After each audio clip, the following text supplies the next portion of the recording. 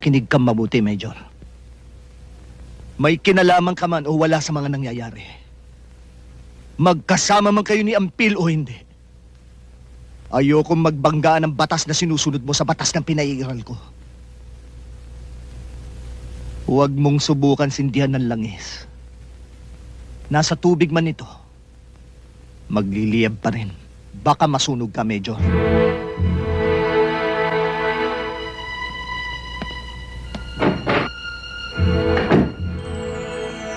Siguro, maganda rin ang mami mo, no? Aba, opo. Kasing bait nyo. At kasing ganda nyo din. Ikaw talaga, Jamil. Napakapilyo mong bata.